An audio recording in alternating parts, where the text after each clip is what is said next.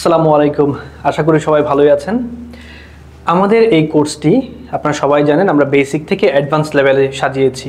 এখন অনেকেই ক্লাসটি প্রপারলি করছেন, কিন্তু আপনারা লেখালেখি করছেন না। আপনি জানেন কি, একবার লেখা 10 বার পড়ার সমান। আপনি ক্লাস করেছেন but you are not gonna write this, আপনি এটা লিখতে যাচ্ছেন না, তার মানে আপনার কিন্তু প্রপার যে আউটপুট সেটা আসবে না। অবশ্যই প্রত্যেকটা ক্লাস করবেন, সেটা নোটস করবেন এবং আপনি এটাকে প্র্যাকটিস করার ট্রাই করবেন। তো চলুন আজকে আমরা দেখব কেস সম্পর্কিত। কেস মানে কি? নাউন বা প্রনাউনের সাথে যদি অন্য কোনো একটা ওয়ার্ড মানে সম্পর্ক সৃষ্টি করে, তাহলে সেটাকে আমরা বলবো কেস। ওকে, তাহলে আমরা দেখব কেস কত প্রকার, ক্লাসিফিকেশন দেখবো এটার, এবং সেটা আসলে খাই নাকি মাথায় দেয়। চলুন দেখে আসি। তাহলে কেস কেস মূলত 4 প্রকার। কত প্রকার? 4 প্রকার। একটা হচ্ছে সাবজেক্টিভ কেস, একটা হবে অবজেক্টিভ কেস, একটা হলো পজেসিভ কেস, আর একটা হচ্ছে একটু বখাটে টাইপের, এই জন্য এটার নাম হচ্ছে ভোকেটিভ কেস। নাম কি সেটা? Vocative case. আমরা আজকের আলোচনাতে এই 4টা নিয়েই কথা বলবো। তবে মেইনলি আমরা অনেক বইয়ে লেখা দেখবেন যে কেস 3 প্রকার: subjective, objective and possessive case. ওই ভোকেটিভটাকে অনেক বই লিখে না। ওই ভোকেটিভ কেসটা ইম্পর্টেন্ট। কখন ইম্পর্টেন্ট? পাঞ্চুয়েশনের ক্ষেত্রে ইম্পর্টেন্ট, আদারওয়াইজ কোথাও এটার কোনো প্রয়োজন নাই। তো চলুন ওই ভোকেটিভ কেসের একটু জাস্ট প্রথমে এটা দেখে আসি, এরপরে অন্য কোনো কাজ করব। তাহলে আমরা প্রথমে শিখতেছি ভোকেটিভ কেস। একটু বখাটে দেখে শুরু করি। ওকে, এই ভোকেটিভ কেস মানে হচ্ছে কারো সম্পর্কে অতিরিক্ত তথ্য দেয়া, কারো সম্পর্কিত অতিরিক্ত তথ্য দেয়া। যেমন যে মিস্টার খান, ওকে এখানে কিছু দিব না, সরি। মিস্টার খান, সে কি an English teacher, an English teacher. Mr. Khan, an English teacher. এবার দিলাম is a good man or bad man, it's your choice. ওকে, আমি এখানে দুইটাই লিখতেছি, ঠিক আছে? Good man or bad man, okay, যে কোনো কিছু দেওয়া যাবে, বা পারসন, নো প্রবলেম। দেখেন মিস্টার খান, আমি কিন্তু এখান থেকে এটা লিখতে পারি, mister Khan is a good or bad man or person, কিন্তু আমি এখানে আরও একটা কিছু লাগিয়েছি, mister Khan an English teacher. তাহলে এটা কিন্তু এর সম্পর্কিত অতিরিক্ত তথ্য দিচ্ছে। যে নামটা, ওই নামের সম্পর্কিত এক্সট্রা কোনো ইনফরমেশন দিচ্ছে। তাহলে এর আগে এবং এইটার পরে 2টা কমা দিতে হবে। কয়টা কমা? 2টা কমা দিতে হবে। কোনো একটা নামকে যদি এরপরে তার সম্পর্কিত অতিরিক্ত তথ্য দেয়া হয়, তাহলে তার আগে এবং পরে 2টা কমা দিতে হয়। এই যে 2টা কমা দিলাম, এই 2টা কমাই হচ্ছে আমাদের ভোকেটিভ কেস। এইটুকুই পড়লেই চলবে, এর বাহিরে আর তেমন কিছু নেই ভোকেটিভ কেস পড়ার মতো। আশা করি বুঝতে পেরেছেন, এই 2টা কমাকেই বলা হয় ভোকেটিভ কেস, ঠিক আছে? তাহলে এবার চলুন আমরা দেখে নিই যে আমাদের যে বাকি প্রকারগুলো ছিল, তাহলে ভোকেটিভ কেসকে একবারে আউট করে দিলাম। কেস ছিল 3 প্রকার, এবার পড়বো আমরা subjective, objective and possessive case. আচ্ছা, কেস কেন দরকার একটু পরে বলবো, আগে লিখে নিই কিছু। সাবজেক্টিভ কেস কি? সাবজেক্টের অবস্থানে যে বসে, সাবজেক্ট এর অবস্থানে যেটি বসবে সেটিকে আমরা বলবো সাবজেক্টিভ কেস। আচ্ছা, অবজেক্টিভ কেস হচ্ছে অবজেক্টের অবস্থানে বসবে, সাবজেক্টের অবস্থানে বসবে। আর অবজেক্টিভ কেস বসবে কোথায়? অবজেক্টের অবস্থানে, অবজেক্টের অবস্থানে বসবে, ঠিক আছে? আর পজিটিভ কেস দ্বারা বোঝায় অধিকারে থাকা বোঝায়। কি থাকা বোঝায়?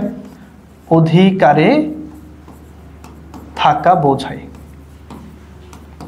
এটা জাস্ট একটু বাংলাতে আমরা দেখে নিলাম, এখন আমরা পড়লে ইজিলি বুঝে যাব। সাবজেক্টিভ কেস সাবজেক্টের অবস্থানে থাকবে, অবজেক্টিভ কেস অবজেক্টের অবস্থানে থাকবে, পজিটিভ কেস মানে এটা দ্বারা বোঝায় অধিকারে থাকা বোঝায়। ওকে, কোনো নাউন বা প্রনাউনের অধিকারে থাকা বোঝায়। একটু দেখে তবু লিখে নিই, কোনো নাউন অথবা প্রনাউন এর কি অধিকারে থাকা বোঝায়। ওকে, তাহলে সাবজেক্টিভ কেস। আমরা কিন্তু পার্সন পড়ে আসছি, আমাদের পার্সন ছিল, ফার্স্ট পার্সন ছিল, আসলে পার্সন থেকে এগুলোর উৎপত্তি, কেসের উৎপত্তি। তো সেকেন্ড পার্সন ছিল কি থার্ড পার্সন। ওকে, তাহলে ফার্স্ট পার্সনে সিঙ্গুলার ছিল, ফার্স্ট পার্সনে প্লুরাল ছিল। ঠিক আছে, আচ্ছা তাহলে ফার্স্ট পার্সন সিঙ্গুলার কি ছিল? সিঙ্গুলার ছিল আই। ফার্স্ট পার্সন প্লুরাল ছিল we. Second person singular plural যেহেতু সব এক, আমি একটাই লিখলাম ইউ।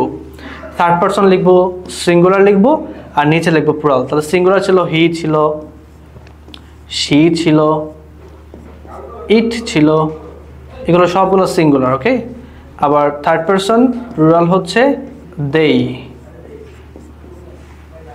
এগুলো আমরা সাবজেক্টের অবস্থানে বসাইতে পারবো। একটু দেখে আসি এগুলোর অবজেক্টিভ ফর্মটা কি হয়। আই এর অবজেক্টিভ ফর্ম হচ্ছে মি, উই এর অবজেক্টিভ ফর্ম হচ্ছে আস, ইউ এরটা হচ্ছে ইউ, হি হচ্ছে হিম, শি হলো হার, ইট হলো ইট এবং দে হলো দ্যাম।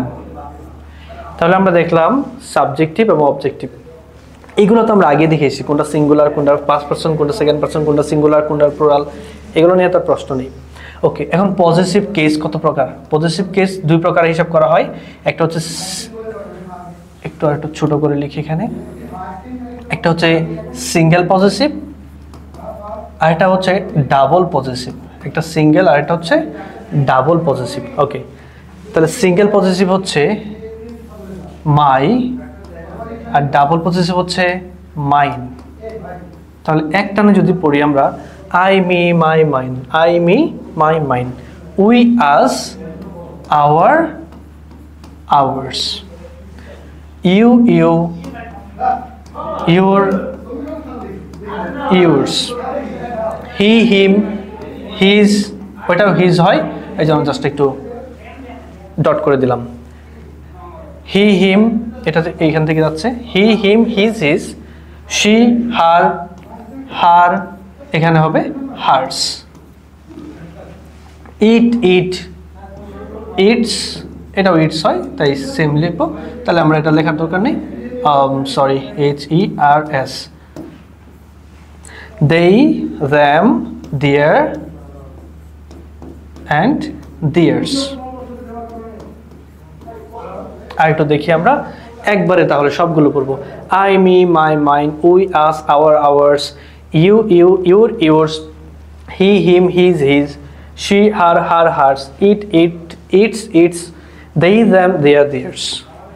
এগুলো একদম ইন ওয়ান গো, মানে হচ্ছে একদমই বলতে হবে, তাহলে বোঝা যাবে এগুলো আমি পারি নাকি পারি না। ওকে, এখন যেহেতু বলেছি কোনটা অবজেক্টের অবস্থানে বসবে তাকে বলবো আমরা সাবজেক্টিভ কেস, যেটা অবজেক্টের অবস্থানে সাবজেক্টের অবস্থানে বসবে। যেটা অবজেক্টের অবস্থানে বসবো সেটাকে বলবো আমরা অবজেক্টিভ কেস। যেটা নাউন বা প্রনাউনের অধিকারে থাকবে সেটাকে বলবো আমরা পজিটিভ কেস। তাহলে আমরা একটা বাক্য লিখবো এবার। তাহলে বাক্যটা একটু অন্য কালার দিয়ে লিখি। বাক্যটা লিখবো কোথায়, জায়গায় তো পাচ্ছি না। ওকে, আচ্ছা এখানে লিখছি।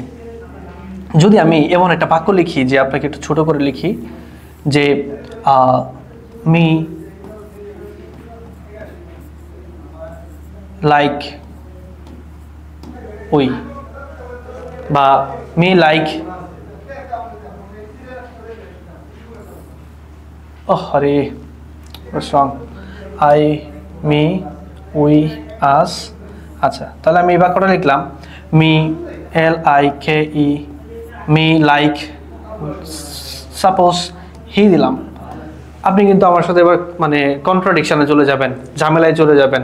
ঠিক আছে, একটা কনফ্লিক্ট হয়ে যাবে। কি, এটা তো মি কেন দিয়েছেন, এখানে তো মি বসবে না, এখানে হি কেন দিয়েছেন, এখানে তো হি বসবে না, এটা তো ভার্বের আগে মানে সাবজেক্টের স্থান, এটা তো ভার্বের পরে মানে অবজেক্টের স্থান, আপনি কেন এনে মি দিবেন, এখানে তো আপনি আই দিবেন।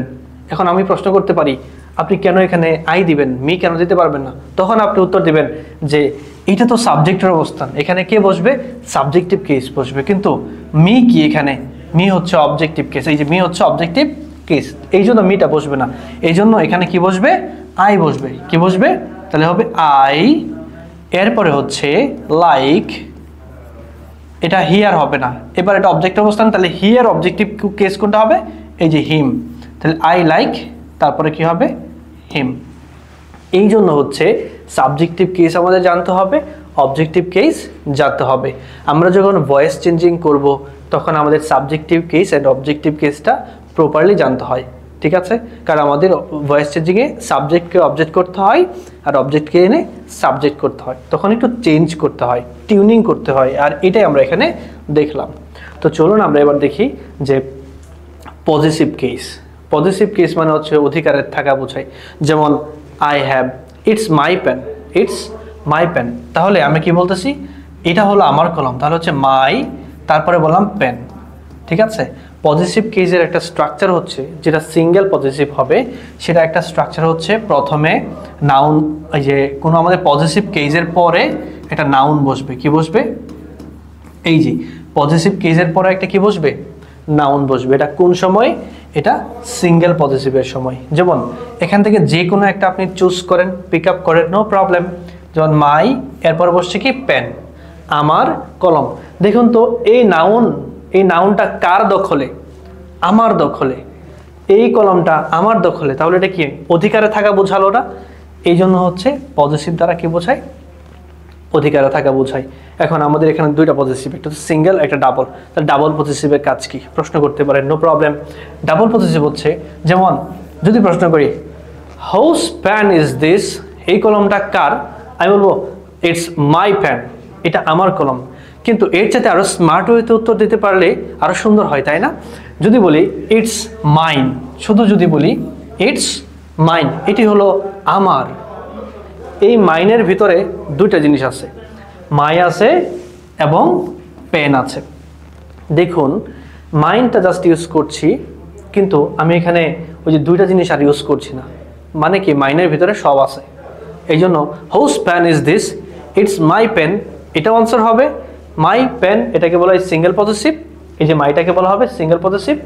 যদি বলা হয় whose pen is this, it's mine, এটা হলো আমার, এটা কোনটা? এই কলমটা। বুঝাইতে পারছি? ঠিক তেমনি এটা, এখানে অনেকের একটা কনফ্লিকশন তৈরি হয় যে এটা আবার কি? ওকে, এটা তো এইটাও হতে পারতো, এরপর একটা অ্যাপোস্ট্রফি হতে পারতো। জি না, এটা এক বিষয়, এটা আরেক বিষয়, দুই বিষয়। এই ইটের সাথে যদি অ্যাপোস্ট্রফি হয় তাহলে বোঝাবে ইট ইজ, এটা কি হবে? It is. আমি একটু মুছিয়ে দিয়ে আমি একটা এক্সাম্পল দিচ্ছি, আমি এখান থেকে মোছাবো, আশা করি সবটুকু সবাই বুঝতে পেরেছেন। আমি একটু মুছিয়ে একটা এক্সাম্পল দিই, তাহলে সবার জন্য সহজ হবে। ওকে, যেমন দ্য জুরি মানে হচ্ছে, ধরেন কোনো একটা অনুষ্ঠানে ওই যে বিচারক মণ্ডলী থাকে না, 10 মার্ক 5 মার্ক করে দেয়, ওদেরকে বলা হয় জুরি, ঠিক আছে? দ্য জুরি, এটা দ্য জুরিকে আরেক কথায় ইট বলা হয়। দ্য জুরিকে আপনি না দিয়ে ইট বলতে পারেন, ঠিক আছে? ইজ গিভিং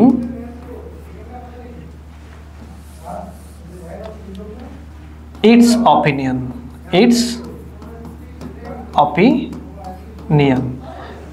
অর্থাৎ জুরি বোর্ডে যারা আছেন তারা মিলে কি দিচ্ছেন? তাদের মতামত দিচ্ছেন। তাহলে দেখেন এই যে দ্য জুরি মানে হচ্ছে ইট, দ্য জুরি মানে হচ্ছে ইট, এইটার পজিটিভ ফর্ম হচ্ছে এটা, তাহলে ইটের পজিটিভ হচ্ছে ইটস। এখানে কিন্তু কোনো অ্যাপোস্ট্রফি দেওয়া যাবে না, no apostrophe will be added here, এখানে কোনো অ্যাপোস্ট্রফি দেওয়া যাবে না, বসবে না। ওকে, তাহলে এই যে এই সময় কিন্তু আপনি ইটস ব্যবহার করছেন, ঠিক আছে? যেমন বিড়ালটি তার সন্তানকে ভালোবাসে, ঠিক আছে? The cat loves it's child, তাহলে কি হবে? The cat loves it's child. The cat মানে হচ্ছে ইট, তাহলে ইট লাভস, এই যে এখান থেকে হবে ইটস। আশা করি এই ইটসের কথা বুঝতে পেরেছেন, এটা কিন্তু আমার পজিটিভ কেস। ওকে, এবার আসি ইট ইজ। যেমন ইটস আ ব্যাড থিং, এটা একটা খারাপ বিষয়। এই ইটার পর যে অ্যাপোস্ট্রফি দিলাম, এই অ্যাপোস্ট্রফি দ্বারা বোঝায় এটা ইট ইজ, কি বোঝাবে? It is, it is a bad thing. Okay, তাহলে যদি ইটের পরে কোনো অ্যাপোস্ট্রফি না আসে তাহলে সেটা হচ্ছে পজিটিভ, আর যদি ইটের পরে অ্যাপোস্ট্রফি আসে তাহলে হচ্ছে সাবজেক্ট, ইট হচ্ছে সাবজেক্ট, এটা হচ্ছে আমাদের ভার্ব। আশা করি সবাই কেস সম্পর্কিত সম্পূর্ণ আইডিয়া পেয়েছেন। কেস 4 প্রকার, নমিনেটিভ বা সাবজেক্টিভ কেস, এটাকে আবার সাবজেক্ট নমিনেটিভ বলা হয়, সাবজেক্টিভকে অবজেক্টিভ কেস, পজিটিভ কেস এবং ভোকেটিভ কেস। ভোকেটিভ কেস আমি ক্লাসের শুরুতে দেখিয়েছি, যখন দুটা কমা ইউজ করব তখন সেটাকে আমরা কি বলবো? ভোকেটিভ কেস বলবো। সাবজেক্টিভ কেস কোনটা? সাবজেক্টের অবস্থানে বসবে। অবজেক্টিভ কেস অবজেক্টের অবস্থানে বসবে। আর পজিটিভ কেস হচ্ছে 2 প্রকার, single positive and double positive. Single positive হচ্ছে ওই যে একটা নাউন নিয়ে বসবে, আমার কলম মানে মাই পেন। আর ডাবল পজিটিভ হচ্ছে কোনো নাউন বসবে না, সরাসরি বসে যাবে, মানে মাইন। ঠিক আছে, আশা করি কেস সংক্রান্ত সবার প্রবলেম ক্লিয়ার হয়েছে। ধন্যবাদ সবাইকে, সামনের ক্লাসে আবার দেখা হবে।